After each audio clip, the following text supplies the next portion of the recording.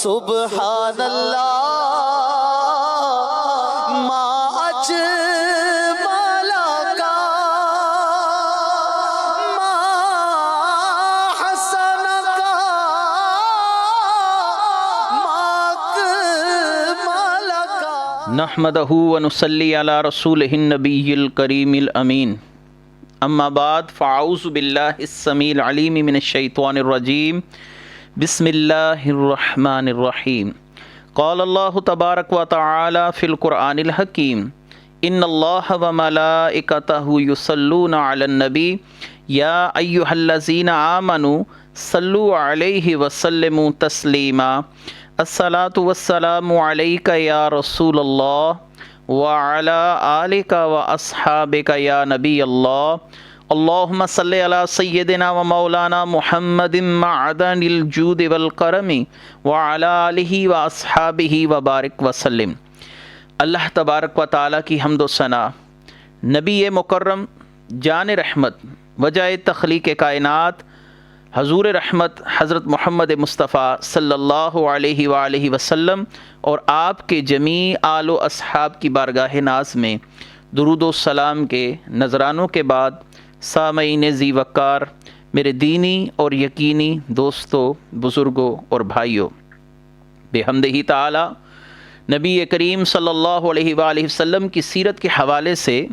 ہم اپنے دروس کے سلسلے کو جاری رکھے ہوئے ہیں، اور اسی تسلسل کو باقی رکھتے ہوئے آج بحمدہ تعالی سیرت رحمت للعالمین کے سلسلے میں آج 7واں درس ہم آپ کے سامنے لے کر پیش ہوئے ہیں۔ گزشتہ درس میں ہم نے آپ کے سامنے نبی کریم صلی اللہ علیہ وآلہ وسلم کے دادا محترم جناب سیدنا عبد المطلب رضی اللہ تعالی عنہ، آپ کا تعارف، عرب میں آپ کی عزت اور تعظیم، اور اسی دور میں ابراہہ بن صباح کا بیت اللہ شریف پر حملہ کرنے کا ناپاک ارادہ لے کر چلنا، اور اللہ تبارک و تعالی کا ابابیل کے ساتھ اپنے مقدس گھر کا حفاظت والا معاملہ کرنا، اور اس کے بعد آب زمزم کا واقعہ کہ یہ کیسے جاری ہوا، اور پھر نبی کریم صلی اللہ علیہ وآلہ وسلم کے دادا محترم کا اس سلسلے میں نظر ماننا، اور پھر بار بار قرآن میں نبی کریم صلی اللہ علیہ وآلہ وسلم کے والد محترم کا نام نکلنا، اور اس طرح کے دیگر واقعات پر ہم نے تفصیلی گفتگو کی تھی۔ آج اسی تسلسل کو آگے لیے چلتے ہیں۔ نبی کریم صلی اللہ علیہ وآلہ وسلم کے والد محترم با کردار شخصیت تھے، اور آپ نے اس دور جاہلیت میں بھی کبھی کوئی ایسا معاملہ نہیں کیا جو کسی آر کا سبب بنتا ہو۔ نبی کریم صلی اللہ علیہ وآلہ وسلم کے والد محترم دور جاہلیت میں بھی ہر طرح کی معاشرتی، اخلاقی اور عقیدے کی برائی سے دور رہے۔ اللہ تبارک و تعالی نے آپ کی حفاظت فرمائی۔ آپ کے والد محترم کی کنیت ابو محمد اور لقب ذبیح ہے، جیسا کہ ہم نے کل کے درس میں آپ کے سامنے وجہ تسمیہ ذبیح، آپ صلی اللہ علیہ وسلم نے فرمایا انا ابن الذبیحین، میں 2 ذبیحوں کا بیٹا ہوں، اور اس نام کی وجہ اور پورا واقعہ آپ کے سامنے پیش کیا جا چکا ہے۔ جناب عبد المطلب نے اپنے محبوب فرزند کے سلسلے میں 100 اونٹوں کی قربانی کی، اور ان 100 اونٹوں کے واقعے کے فوراً بعد ہی متصلاً واقعہ یہ آگے لے کر چل رہا ہوں۔ جناب عبداللہ رضی اللہ تعالیٰ عنہ، آپ کی پیشانی اقدس میں نبی کریم صلی اللہ علیہ وسلم رؤوف الرحیم کا نور مبارک ایسا چمکتا تھا کہ دیکھنے والوں کی آنکھوں کو بھلا محسوس ہوتا تھا اور آنکھیں چندیا جاتی تھیں۔ تو جناب عبداللہ ایک بہت ہی حسین اور بہت ہی صاحب ثروت و اعجاز عورت، جس کا نام مورخین نے فاطمہ بیان کیا، اس کے گھر کے سامنے سے گزرے۔ اس عورت کی نظر جب آپ کے چہرہ اقدس پر پڑی اور اس نے نور نبوت کو آپ کی پیشانی میں چمکتے ہوئے دیکھا، تو اس نے آپ کو اپنے ساتھ وظیفہ زوجیت ادا کرنے کی تجویز پیش کی، اور اس کے ساتھ بطور انعام آپ کو 100 اونٹ بھی دینے کا وعدہ کیا کہ آپ میرے ساتھ وظیفہ زوجیت ادا کیجئے، میں آپ کو اس کے بدلے 100 اونٹ بھی دوں گی۔ جناب عبداللہ رضی اللہ تعالیٰ عنہ، جن کو اللہ تعالیٰ نے ہر طرح کی برائی سے دور رکھا تھا، آپ نے فرمایا اما الحرام فالممات دونہ والحل لا حل فاستبینہ، کہ حرام کے ارتکاب سے تو مر جانا ہی بہتر ہے، اس سے مر جانا بہتر ہے کہ انسان کسی حرام کام کا مرتکب ہو، اور حلال کام بے شک پسندیدہ ہے مگر یہ حلال نہیں کیونکہ تم میرے نکاح میں موجود نہیں۔ فَكَيْفَ الْأَمْرُ الَّذِي تَبْغِينِهِ يَحْمَلْ قَرِيمُ إِرْضَهُ وَدِينَهُ، اس لیے جس کام کو تم چاہتی ہو وہ کیسے ہو سکتا ہے، اور کوئی شریف آدمی کیسے کر سکتا ہے جبکہ وہ اپنی عزت اور دین کی حفاظت کرنے والا بھی ہو۔ ان اشعار کو امام ابو نعیم نے دلائل النبوت کے اندر اور امام قسطلانی رحمۃ اللہ علیہ نے المواہب الدنیا کے اندر،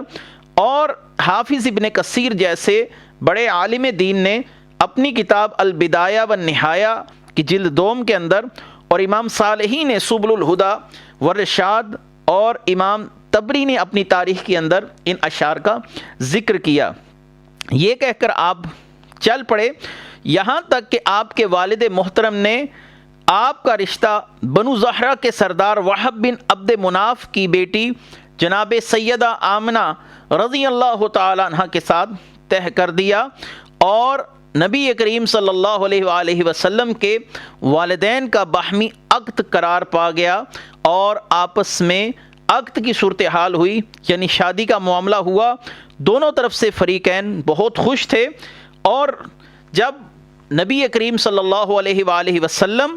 اپنی والدہ محترمہ کے بطن اقدس میں منتقل ہو گئے، اور وہ نور جو سیدنا عبداللہ رضی اللہ تعالیٰ عنہ کی صلب مبارک میں رکھا گیا تھا، اللہ تبارک و تعالیٰ کے حکم سے بروز جمعہ سیدہ آمنہ رضی اللہ تعالیٰ عنہ کے رحم مبارک میں پہنچا، تو حضرت جناب عبداللہ رضی اللہ تعالیٰ عنہ کا گزر اسی عورت کے گھر کے سامنے سے ہوا۔ اس نے جب آپ کو آج کے دن دیکھا تو اپنا چہرہ بے مروتی کے ساتھ ایک طرف پھیر لیا۔ آج اس نے وہ محبت اور وہ عقیدت نہ دکھائی جو اس سے پہلے ظاہر کی تھی۔ جناب عبداللہ رضی اللہ تعالیٰ عنہ یکلخت اس کے اس رویے کی تبدیلی کی وجہ سے بڑے متعجب ہوئے کہ آج تمہارے رویے میں اتنی تبدیلی کیوں کر رونما ہوئی، اور اس دن جو تمہاری مہربانیاں اور شفقتیں تھیں اور مجھے 100 اونٹ دینے کا جو معاملہ تھا وہ کیوں کر تھا۔ تو اس خاتون نے کیا جواب دیا وہ بھی سنیے۔ اس خاتون نے کہا رأیت نور النبوۃ فی وجہک فاردت ان یکون ذلک فی وابى اللہ الا ان یصیر حیث احب، کہ میں نے آپ کے چہرے میں نور نبوت کی چمک دیکھی تھی، اور میں نے چاہا کہ وہ نور مجھ میں منتقل ہو جائے، مگر اللہ کو جو منظور تھا وہ ہوا۔ اللہ نہیں یہ چاہتا تھا کہ یہ نور کی میں امین ٹھہروں، اور اس نے جہاں چاہا اس نور کو رکھ دیا۔ نبی کریم صلی اللہ علیہ وآلہ وسلم جس رات یعنی جمعے کی رات اپنی والدہ محترمہ کے رحم میں منتقل ہوئے، تو اس رات سیدہ آمنہ کے رحم میں منتقل ہوتے ساتھ ہی زمین و آسمان میں تمام کی تمام مخلوقات، آسمانوں میں فرشتے اور زمین پر چرند پرند اور تمام مخلوقات نے ایک دوسرے کو اس بات پر مبارکباد دی کہ نبی آخر الزمان ہادی رحمت دو جہاں کے آقا آج اپنی والدہ محترمہ کے بطن اقدس میں قرار پکڑ گئے ہیں، اور اب کوئی وقت ایسا نہیں رہے گا جس میں آپ صلی اللہ علیہ وآلہ وسلم کا ذکر خیر نہ ہو۔ آپ صلی اللہ علیہ وسلم عالم ملکوت، عالم جبروت، آپ صلی اللہ علیہ وسلم کا تذکرہ شروع کر دیا گیا۔ جانور ایک دوسرے کو مبارک باتیں دے رہے تھے۔ حضرت ابن عباس رضی اللہ تعالی عنہ آپ ارشاد فرماتے ہیں کہ حمل کی رات کوئی ایسی جگہ اور مکان نہ تھا جو نور سے منور نہ ہوا ہو، اور قریش کے تمام چوپائے گویا ہو گئے، یعنی گفتگو کر رہے تھے اور یہ کہتے تھے رب کعبہ کی قسم، رسول اللہ صلی اللہ علیہ وسلم جو دنیا کی امان، اہل دنیا کے آفتاب ہیں، یعنی سراج منیرہ ہیں، ان کا حمل ٹھہر گیا، اور دنیا کے تمام بادشاہوں کے تخت اور بت صبح کے وقت اوندے پائے گئے۔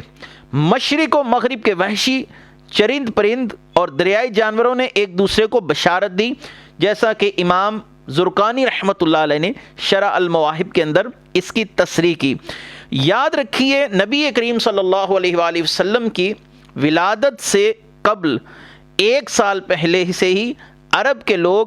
بالخصوص مکہ کے لوگ قحط سالی کا شکار تھے۔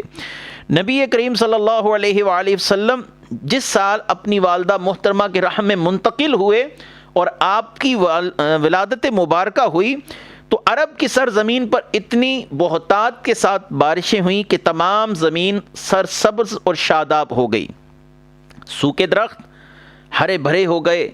ہر درخت جو پھلدار تھا وہ پھلوں سے مالا مال ہوا۔ قریش جو سخت تنگی میں مبتلا تھے، ہر طرف سے کثیر خیر کے آنے سے خوشحالی ان میں پھیل گئی۔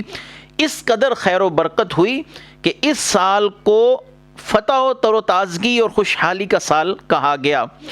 نبی کریم صلی اللہ علیہ وآلہ وسلم جب اپنی والدہ محترمہ کے رحم مبارک میں تھے تو آپ کی والدہ محترمہ فرماتی ہیں کہ میں نے اور عورتوں کی طرح کسی قسم کا وزن، تکلیف اور اذیت محسوس نہیں کی، اور جب نبی کریم صلی اللہ علیہ وسلم میرے رحم میں تھے تو عجیب و غریب واقعات میرے ساتھ پیش آتے اور مجھے عجیب و غریب لوگوں سے ملاقات کا شرف ملتا جو مجھے اس بات کی بشارت دیتے کہ اللہ تبارک و تعالی نے تمہارے رحم میں تمام نبیوں کے آقا حضرت محمد مصطفیٰ صلی اللہ علیہ وسلم کو بھیج دیا ہے۔ اور جب نبی کریم صلی اللہ علیہ وآلہ وسلم کی والدہ محترمہ فرماتی ہیں ھذا وقد حملت ام الحبیب بہ ولیس فی حملها کوکب ولا ضرر، بے شک مجھے ایسی آوازیں سنائی دیتی کہ بے شک حبیب کی والدہ اس حبیب کے ساتھ حاملہ ہو گئی ہیں، اس کے حمل میں کسی قسم کی کوئی نہ تکلیف ہے نہ نقصان۔ فرماتی ہیں کہ میں نے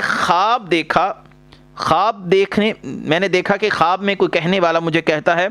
تمہیں اس بات کا کیا علم ہے کہ تم سید العالمین خیر البریہ اور اس امت کے نبی کے ساتھ حاملہ ہوئی ہو، جب وہ پیدا ہوں تو ان کا نام محمد صلی اللہ علیہ وآلہ وسلم رکھنا اور یہ تعویذ ان کے گلے میں ڈال دینا۔ جب میں بیدار ہوئی تو ایک سونے کا صحیفہ میرے سر کے پاس رکھا تھا جس پر لکھا ہوا تھا اعیذہ بالصمد الواحد من شر کل حاسد، اس اللہ تعالی یکتا و بے نیاز کی ہر حاسد کے شر سے محمد صلی اللہ علیہ وسلم کی حفاظت چاہتی ہوں۔ وَكُلِّ خَلْقٍ رَاعِدٍ مِّن قَائِمٍ وَقَاعِدٍ، ہر اس مخلوق سے جو بدی کا طالب ہو وہ کھڑا ہو یا بیٹھا ہو اس کے شر سے حفظ و امان چاہتی ہوں۔ عن السبیل عائد علی الفساد جاہد، اور اس سے جو سیدھے راستے سے ہٹا ہوا ہو اور فساد پر آمادہ ہو۔ من نافس او عاقد وکل خلق مارد، اور جادوگروں سے جو سحر سے گروہوں پر پھونکے لگاتے ہوں اور ہر اس مخلوق سے جو سرکش ہو نافرمان ہو، جیسا کہ امام جلال الدین سیوطی رحمۃ اللہ علیہ نے اپنی کتاب خصائص کبریٰ میں اور امام ماوردی رحمۃ اللہ علیہ نے اعلام النبوت میں اور دیگر عظیم مورخین نے اپنی کتابوں میں اس واقعے کو نقل کیا۔ نبی کریم صلی اللہ علیہ وآلہ وسلم ابھی اپنی والدہ محترمہ کے رحم پاک میں ہی تھے کہ آپ کے والد ماجد سیدنا عبداللہ رضی اللہ تعالیٰ عنہ قریش کے ساتھ چند تاجروں کو ساتھ لے کر بغرض تجارت شام کی طرف روانہ ہوئے۔ واپسی کے وقت کھجوریں خریدنے کے لیے مدینے میں اترے اور وہیں پر آپ علیل ہوئے، اور 25 سال کی عمر میں آپ نے انتقال پایا۔ آپ کا وصال مدینہ شریف میں ہی ہوا اور مدینہ شریف میں ہی آپ کی مقام ابوا پر آپ کی تدفین کا معاملہ بھی کر دیا گیا۔ حضرت ابن عباس رضی اللہ تعالیٰ عنہ فرماتے ہیں کہ جب نبی کریم صلی اللہ علیہ وآلہ وسلم کے والد محترم کا انتقال ہوا تو فرشتوں نے عرض کی یا باری تعالی، تیرے محبوب صلی اللہ علیہ وآلہ وسلم تیرے نبی یتیم ہو گئے۔ اللہ تعالیٰ نے فرمایا میں ان کا حافظ ہوں اور مددگار ہوں۔ امام زرقانی نے اس روایت کو اپنی شرح مواہب الدنیا کے اندر نقل کیا۔ امام جعفر صادق رضی اللہ تعالیٰ عنہ سے سوال کیا کہ نبی کریم صلی اللہ علیہ وآلہ وسلم کو اللہ تبارک و تعالیٰ نے یتیم کیوں پیدا کیا، اور سارے کے سارے ان کے سہارے آہستہ آہستہ ختم ہوتے گئے. تو آپ نے بڑا ہی خوبصورت جواب دیا. آپ نے فرمایا تاکہ کوئی یہ نہ کہہ سکے کہ آپ صلی اللہ علیہ وسلم کی سر بلندیاں فلاں شخص کی مرہون منت ہیں، یعنی والد کی وجہ سے، والدہ کی وجہ سے، یا فلاں فلاں شخص کی وجہ سے آپ کو یہ مقام و مرتبہ ملا. گویا یہ اللہ تعالیٰ کا خصوصی انعام تھا کہ اللہ تبارک و تعالیٰ نے آپ کے سر سے والد محترم کا، پھر آپ کی والدہ محترمہ کا، اور پھر آپ کے دادا محترم کا، پھر ابو طالب کا سایہ اٹھا لیا. نبی کریم صلی اللہ علیہ وآلہ وسلم اس کے باوجود اپنے مقاصد سے ایک لمحے کے لیے نہیں ہٹے. آپ ایک کامیاب شخص بن کر سامنے آئے، حتیٰ کہ غیر مسلموں نے بھی 100 کامیاب اشخاص کی جو فہرست جاری کی، اس میں پہلا نام ہمارے آقا حضرت محمد مصطفیٰ صلی اللہ علیہ وآلہ وسلم کا تھا. نبی کریم صلی اللہ علیہ وآلہ وسلم کی ولادت مبارکہ، اس سے پہلے کہ آپ صلی اللہ علیہ وسلم کی ولادت مبارکہ کے حوالے سے کچھ بات عرض کروں، نبی کریم صلی اللہ علیہ وآلہ وسلم کی والدہ محترمہ آپ بھی موحد تھیں، آپ سے بھی کسی قسم کا شرک کبھی ظاہر نہ ہوا. یاد رکھیے کہ نبی کریم صلی اللہ علیہ وآلہ وسلم کی بعثت سے پہلے حضرت عیسیٰ علیہ السلام کے دور سے لے کر نبی کریم صلی اللہ علیہ وآلہ وسلم کی بعثت تک کا جو وقت ہے، اس کو دور فترت کہا جاتا ہے، جس میں کسی اور نبی کی بعثت نہیں ہوئی. اب اس دور کے اندر کوئی اور نبی نہ آیا. اس دور کے اندر فقط نجات اسی بات پر منحصر تھی کہ وہ اللہ کو ایک مانے. اصحاب فترت جو موحد تھے، اللہ تبارک و تعالی ان کو جنت میں اعلیٰ مقام دے گا، جیسا کہ ابھی میں کچھ روایات آپ کے سامنے پیش کروں گا. چونکہ نبی کریم صلی اللہ علیہ وآلہ وسلم کے والدین کے ایمان کا مسئلہ بھی کچھ علماء کے ہاں اختلافی سمجھا گیا، اس مسئلہ پر بھی آج میں کچھ گفتگو کروں گا تاکہ سننے والوں کو نبی کریم صلی اللہ علیہ وسلم کے والدین کے ایمان پر کوئی شک و شبہ باقی نہ رہے. یاد رہے کہ قرآن کریم فرقان حمید نے کم و بیش 7 مقامات پر ایک ہی آیت مبارکہ کو مفہوم ایک ہی رہا اور اس کا مضمون بدلتا رہا بیان کیا. میں آپ کے سامنے ایک ہی مقام سے آیت مبارکہ پڑھ دیتا ہوں، کیونکہ ایک مقام سے ہی قرآن کریم کی گواہی کافی ہے. اللہ تبارک و تعالی نے سورہ الاسراء یعنی سورہ بنی اسرائیل کی آیت نمبر 15 کے اندر ارشاد فرمایا، وَمَا كُنَّا مُعَذِّبِينَ حَتَّى نَبْعَثَ رَسُولًا، اور ہم عذاب کرنے والے نہیں جب تک رسول نہ بھیج لیں. جس قوم کی طرف کوئی رسول مبعوث نہ ہوا ہو ان کو اصحاب فترت بولا جاتا ہے، اور جب تک وہ رسول کی نافرمانی نہ کر لیں ان پر اللہ تبارک و تعالی عذاب کی کیفیت یا صورتحال پیدا نہیں فرماتا. ایسے لوگوں کی مجرد اور فقط نجات صرف اسی عقیدے پر ہوتی ہے کہ وہ بت پرست نہ ہوں اور عقیدے کی کسی قسم کی پلیتی میں مبتلا نہ پائے گئے ہوں، صرف اللہ کو ایک مانتے ہوں. اللہ کو ایک ماننا ہی ان لوگوں کی نجات کے لیے کافی ہے، جیسا کہ قدیم محدثین شارحین کا یہ مذہب رہا کہ وما كنا معذبین حتی نبعث رسولا. اور اسی طرح اللہ تبارک و تعالی نے سورہ الانعام آیت نمبر 131 کے اندر فرمایا، ذالک ان لم یکن ربک مہلک القری بظلم واہلها غافلون، یہ اس لیے کہ تیرا رب بستیوں کو ظلم سے تباہ نہیں کرتا کہ ان کے لوگ بے خبر ہوں، یعنی ان تک دعوت ہی نہ پہنچی ہو. اللہ تبارک و تعالی ایسے لوگوں کو عذاب میں مبتلا نہیں کرتا. تو نبی کریم صلی اللہ علیہ وآلہ وسلم کے والدین اصحاب فترت سے ہیں. آپ صلی اللہ علیہ وآلہ وسلم کے اعلان نبوت سے پہلے ہی دونوں دنیا سے پردہ کر گئے تھے، جیسا کہ نبی کریم صلی اللہ علیہ وسلم ابھی والدہ محترمہ کے رحم مبارک میں تھے تو آپ کے والد محترم کا انتقال ہو گیا، اور جب آپ کی عمر مبارک کم و بیش 6 سال ہوئی تو آپ کی والدہ محترمہ بھی اس دنیا سے رحلت فرما گئیں. یعنی ان کا شمار اصحاب فترت میں ہی کیا جاتا ہے، اور اصحاب فترت کا شرک نہ کرنا اور اللہ کو ایک ماننا ہی ان کے لیے نجات کا کافی معاملہ ہے. قرآن کریم فرقان حمید کی اس کے علاوہ بھی 5 آیات اور ہیں، میں صرف ان کا نمبر شمار آپ کے سامنے پیش کر دیتا ہوں. سورہ القصص ہے، آیت نمبر 47 ہے، اس کا بھی تقریباً یہی مفہوم ہے. سورہ طٰہٰ آیت نمبر 134 اور سورہ القصص آیت نمبر 59 ہے، سورہ الانعام آیت نمبر 155 اور 156 ہے، سورہ شعراء آیت نمبر 208 اور 209 ہے، سورہ الفاتر آیت نمبر 37 ہے۔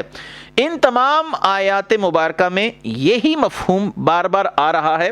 کہ اللہ تعالیٰ کسی شخص کو اس وقت تک یا کسی قوم کو اس وقت تک عذاب میں مبتلا نہیں کرتا جب تک اپنے رسولوں کے ساتھ ان کو باخبر نہ کر دے اور ان تک دعوت نہ پہنچ جائے، اور جن تک دعوت نہیں پہنچی ایسے لوگ فقط موحد رہے تو اللہ تبارک و تعالیٰ کی طرف سے ان کو نجات دے دی جائے گی۔ یہ اصحاب فطرت ہوئے۔ نبی کریم صلی اللہ علیہ وآلہ وسلم کی والدہ محترمہ ہو، والد محترم ہو، بلکہ وہ پورا کا پورا شجرہ نسب جس سے نبی کریم صلی اللہ علیہ وآلہ وسلم ہوتے ہوئے آئے، ان میں سے کسی شخص سے بھی شرک ثابت نہیں ہے۔ اور یہی امام جلال الدین سیوطی رحمۃ اللہ علیہ نے اپنی 6 رسائل کے اندر تصریح فرمائی جو کہ انہوں نے نبی کریم صلی اللہ علیہ وآلہ وسلم کے والدین کے ایمان پر لکھے۔ اسی سلسلے میں مفتی مکہ شیخ زینی دہلان مکی رحمۃ اللہ علیہ نے بھی السیرۃ النبویہ میں اس مسئلہ پر بڑی سیر حاصل گفتگو کی اور اسی مسئلہ پر اسی طریق سے دلائل دیے جن کا میں نے خلاصہ آپ کے سامنے پیش کر دیا۔ اصحاب فطرت کیا جنت میں جائیں گے یا نہیں جائیں گے، اس پر بھی ایک سوال ہو سکتا ہے کہ نجات پانے سے مراد فقط یہی ہو سکتی ہے کہ ان کو قبر کا عذاب نہ دیا جائے۔ تو کسی کے ذہن میں اگر یہ سوال ہے تو اس کا جواب بھی میں 2 احادیث مبارکہ کے مفہوم عرض کر کے دیتا چلوں۔ نبی کریم صلی اللہ علیہ وآلہ وسلم نے ورقہ بن نوفل کو جنت میں دیکھا، حالانکہ وہ بھی اصحاب فطرت میں سے تھے، اور سیدنا عمر بن زید بن نفیل رضی اللہ تعالیٰ عنہ آپ صلی اللہ علیہ وسلم نے ان کے لیے بھی جنتی ہونے کی بشارت سنائی کہ میں نے ان کو جنت میں دیکھا، اور بالاتفاق یہ دونوں لوگ اصحاب فطرت سے تھے، ہر قسم کے شرک سے دور تھے، اللہ کو ایک ماننے والے تھے۔ یاد رکھیے کہ بہت سے لوگ ایسے بھی موجود تھے جنہوں نے خود کو بت پرستی سے دور رکھا تھا، ان میں سیدنا ابو ذر غفاری رضی اللہ تعالیٰ عنہ کا بھی ذکر خیر کیا جاتا ہے۔ نبی کریم صلی اللہ علیہ وآلہ وسلم کے والدین کے ایمان کے حوالے سے میں کچھ عقلی دلائل یہ بھی دینا ضروری سمجھتا ہوں۔ امام راضی رحمۃ اللہ علیہ نے اپنی تفسیر کبیر کے اندر فرمایا کہ 10 جانور جن کو اللہ تعالیٰ جنت کے اندر بھیجے گا، اور ان 10 جانوروں میں وہ ایک مچھلی بھی شامل ہے جس کے پیٹ میں سیدنا یونس علیہ السلام نے کچھ عرصہ قیام کیا، کیونکہ ایک نبی کے لیے وہ جائے امان بنی رہی، جائے پناہ بنی رہی، ایک نبی اس کے پیٹ میں آرام فرما رہے، اور اللہ تبارک و تعالیٰ نے اس کے سبب اس مچھلی کو جنت میں بھیجنا ہے، جیسا کہ امام راضی نے تفسیر کبیر کے اندر ارشاد فرمایا۔ اسی مسئلہ پر قیاس کرتے ہوئے ہم یہ کہہ سکتے ہیں کہ جس مقدس عورت کے رحم میں نبی کریم صلی اللہ علیہ وآلہ وسلم نے کم و بیش 9 ماہ قیام کیا ہو تو ان کا مقام کیا ہونا چاہیے، اللہ تعالیٰ ان کو بدرجہ اتم بطریق اولا جنت میں بھیجیں گے۔ دوسری دلیل بھی عقلی طور پر ایک عام انسان کو سمجھانے کے لیے دے رہا ہوں، ویسے تو اس پر کثرت سے دلائل موجود ہیں، لیکن دوسری دلیل جو ایک عام فہم انسان کے لیے آسانی پیدا کر سکتی ہے، اس کو یہ مسئلہ بآسانی سمجھ آ سکتا ہے۔ اللہ تبارک و تعالیٰ نے صفا اور مروہ کو شعائر اللہ کہا قرآن میں کہ صفا اور مروہ اللہ تعالیٰ کی نشانیوں میں سے عظیم نشانیاں ہیں۔ اب ہر بندہ مومن کے لیے ان نشانیوں کا احترام کرنا لازم ٹھہرا، بلکہ اللہ تبارک و تعالیٰ نے قرآن کریم میں ایک اور مقام پر فرمایا کہ جو اللہ کی نشانیوں کی تعظیم کرتے ہیں وہی دلوں کے متقی ہیں۔ جب صفا اور مروہ سیدہ ہاجرہ کے قدمین مبارک کی نسبت سے اللہ کی نشانیاں بن گئے، ہر مسلمان کے لیے قابل احترام جگہیں ٹھہری، تو پھر وہ مقام جہاں پر خود نبی کریم صلی اللہ علیہ وسلم پورے کے پورے آرام فرما رہے ہوں، آپ جس بطن اقدس کے اندر رہے ہوں، تو وہ اللہ کی نشانی کیوں نہ ہوگا اور ہر مسلمان ان کی تعظیم و تکریم کیوں نہ کرے گا۔ ایک اور بھی دلیل عقلی طور پر اس مسئلہ پر دی جا سکتی ہے کہ نبی کریم صلی اللہ علیہ وسلم اپنی قبر اقدس میں جس جگہ پر آرام فرما ہے اور آپ کے جسم اقدس کے ساتھ جو مٹی مس کر رہی ہے، امام قاضی ایاز مالکی شفا شریف کے اندر یہ بات لکھتے ہیں کہ وہ مقام اللہ تبارک و تعالیٰ کے عرش سے بھی افضل و اعلیٰ ہے، کیونکہ آپ صلی اللہ علیہ وسلم کے جسم اقدس کو مس کر رہا ہے، آپ کا جسم اقدس اس کو اتنی فضیلت عطا کر رہا ہے کہ وہ اللہ تعالیٰ کے عرش سے بھی افضل ہے، اور اس پر کسی مومن اور مسلمان کو کوئی شک نہیں ہے۔ تو نبی کریم صلی اللہ علیہ وآلہ وسلم کے جسم اقدس سے مس ہونے والے اس حصے کو اگر علماء کرام نے عرش سے افضل اور اعلیٰ قرار دیا تو ان پاک صلبوں اور ان پاک رحموں کا، اور بالخصوص سیدنا عبداللہ رضی اللہ تعالیٰ عنہ اور سیدہ آمنہ رضی اللہ تعالیٰ عنہا کا ہمیں کیا مقام سمجھنا چاہیے۔ یہ آپ خود صاحب فہم و فراست ہیں، سمجھ لیجئے کہ وہ اللہ تعالیٰ کی کتنی بڑی نشانی رہے ہیں اور نبی کریم صلی اللہ علیہ وآلہ وسلم کے لیے کتنے قابل تکریم و تعظیم۔ اگر کوئی شخص جہالت سے آپ صلی اللہ علیہ وآلہ وسلم کے والدین کے کفر کا قول کرتا ہے تو ابو بکر عربی المالکی بہت بڑے مفسر قرآن گزرے ہیں، آپ نے احکام القرآن نام کی تفسیر بھی لکھی، آپ کے حوالے سے امام اسماعیل حقی اپنی تفسیر روح البیان کے اندر بیان فرماتے ہیں کہ ابو بکر عربی المالکی فرماتے ہیں کہ ایسا شخص لعنتی ہے جو نبی کریم صلی اللہ علیہ وسلم کے والدین کے کفر کا قول کرتا ہے، کیونکہ اس نے رسول اللہ صلی اللہ علیہ وسلم کو اذیت دی اور ہمارے اعمال نبی کریم صلی اللہ علیہ وسلم کی بارگاہ میں پیش کیے جاتے ہیں۔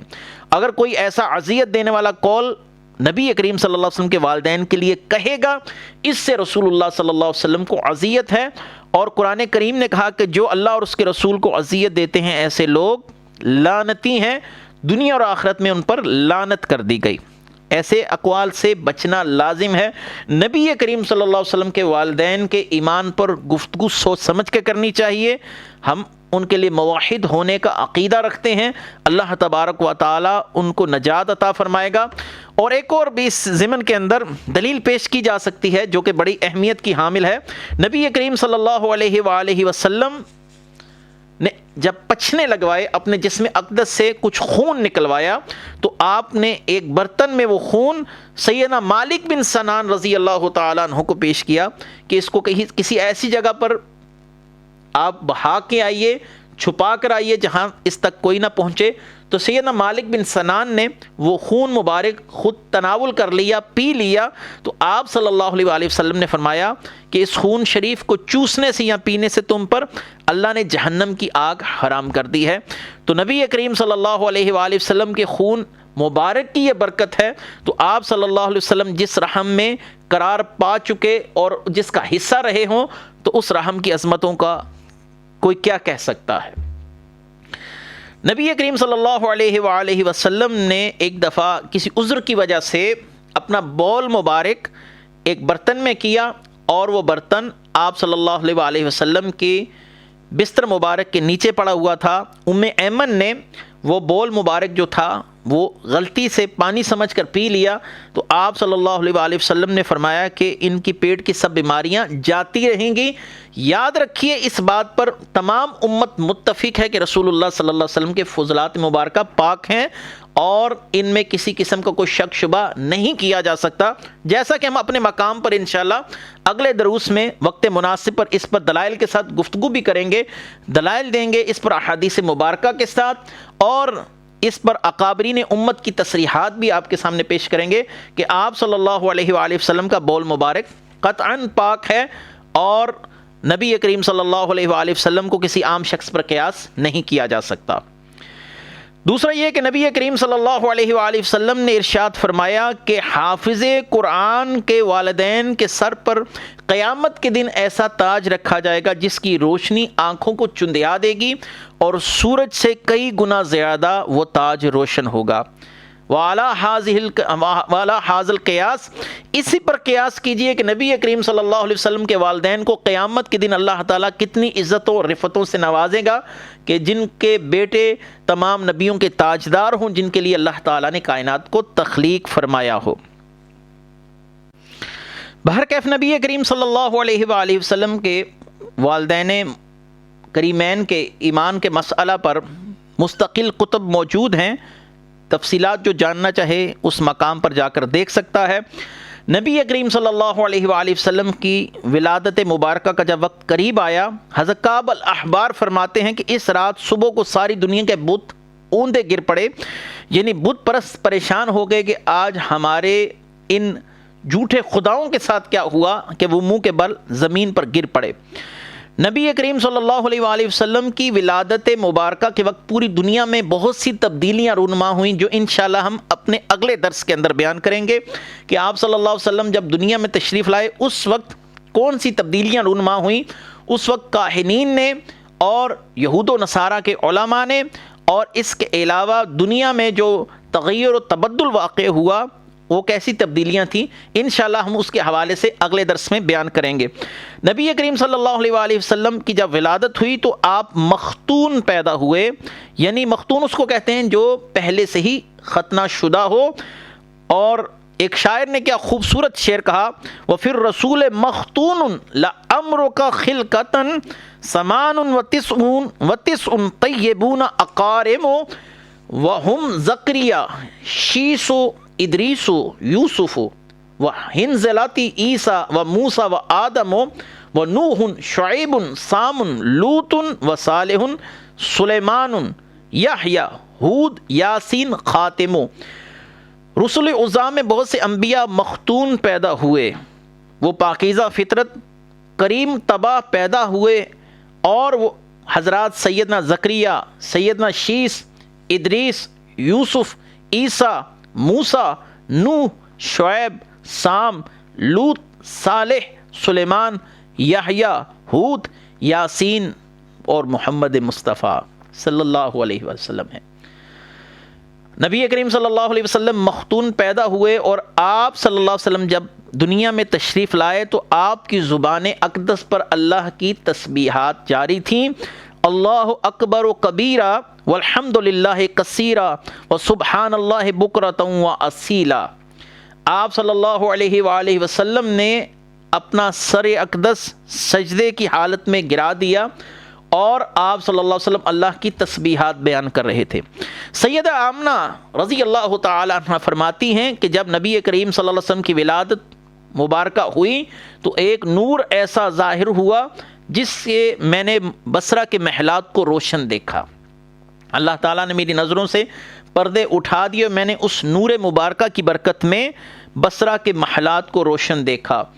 نبی کریم صلی اللہ علیہ وآلہ وسلم نے ارشاد فرمایا کہ میں حضرت ابراہیم علیہ السلام کی دعا ہوں اور عیسیٰ علیہ السلام کی بشارت ہوں، اور وہ نور ہوں جو میری والدہ نے بوقت ولادت، میری ولادت کے وقت دیکھا۔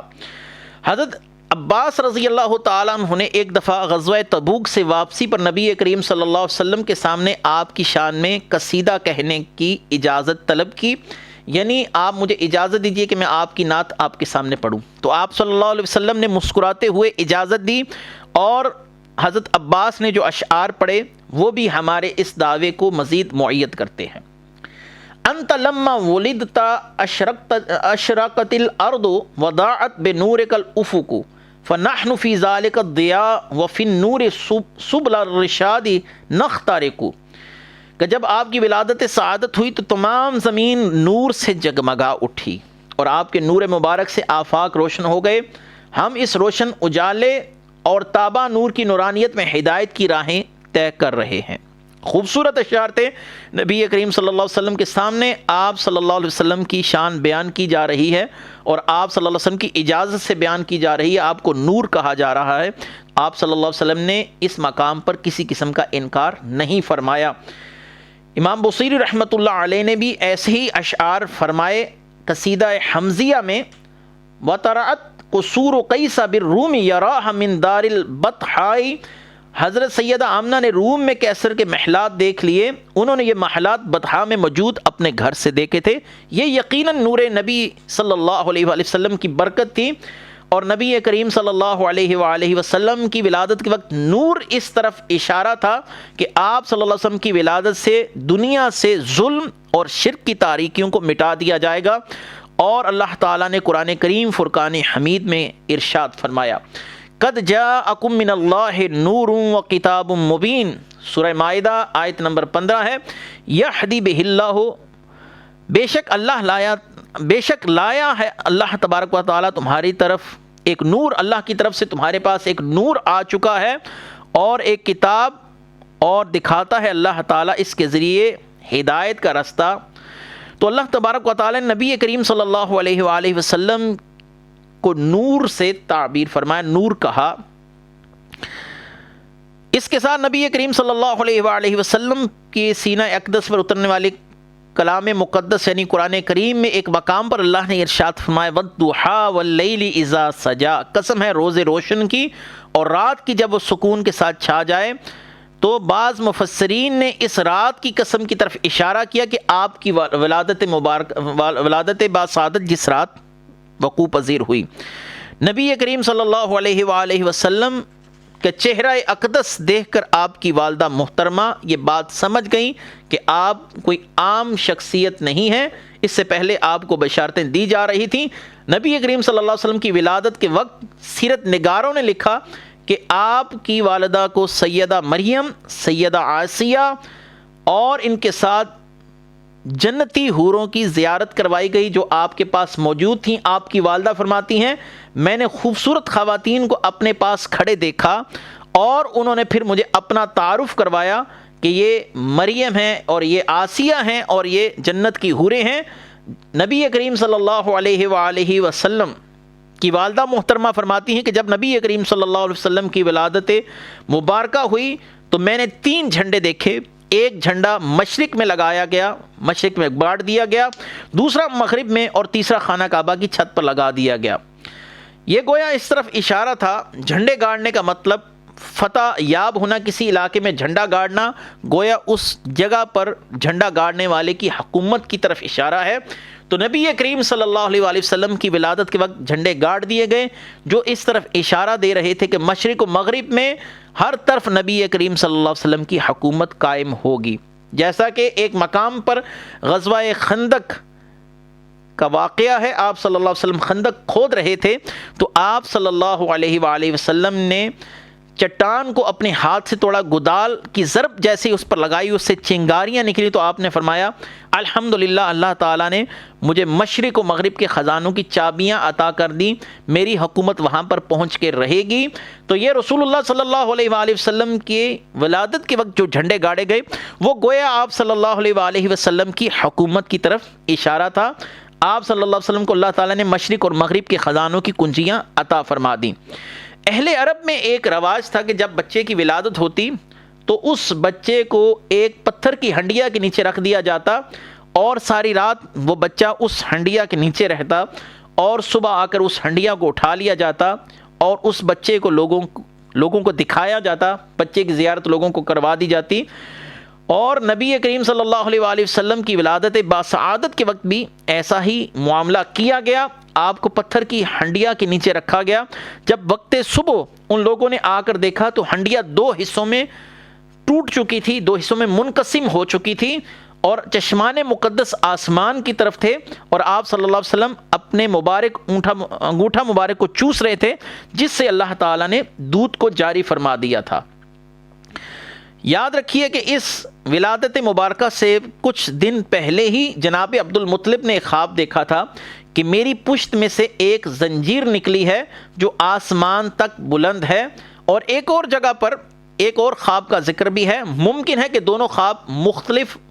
ادوار میں آپ نے دیکھے ہوں، مختلف اوقات میں آپ نے یہ دونوں خواب دیکھے ہوں کہ میری پشت سے ایک درخت ظاہر ہوا ہے جو بہت روشن ہو گیا، کچھ لوگ اس کی شاخوں کے ساتھ لٹک رہے ہیں اور کچھ لوگ اس درخت تک نہیں پہنچ سک رہے، کچھ اس کو کاٹنا چاہتے ہیں وغیرہ وغیرہ۔ تو آپ نے جب یہ خواب ایک کاہنہ کے سامنے بیان کیا، اس نے کہا کہ تمہاری پشت سے اللہ تعالیٰ ایک عظیم بچے کو پیدا کرے گا جو مشرق و مغرب پر حکومت کرے گا اور ایک دین کو رائج کرے گا۔ اس نے پوری تعبیر تفصیل کے ساتھ بیان کی۔ یہ بھی اس طرف اشارہ تھا کہ نبی کریم صلی اللہ علیہ وسلم کی دین کی تبلیغ مشرق و مغرب میں ہر طرف پہنچے گی اور آپ صلی اللہ علیہ وسلم کے دین کے جھنڈے گاڑ دیے جائیں گے۔ نبی کریم صلی اللہ علیہ وآلہ وسلم کی ولادت مبارکہ کے وقت پھر جو عجیب و غریب واقعات ہوئے، شیاطین کو آسمانوں پر جانے سے روک دیا گیا اور بحیرہ ساوا کا پانی خشک کر دیا گیا، یہ واقعات انشاءاللہ العزیز ہم اگلے درس میں پوری تفصیل کے ساتھ آپ کے سامنے بیان کریں گے۔ آج کے لیے ہم اسی درس پر اکتفا کرتے ہیں۔ وآخر دعوانا ان الحمد للہ رب العالمین۔ سبحان اللہ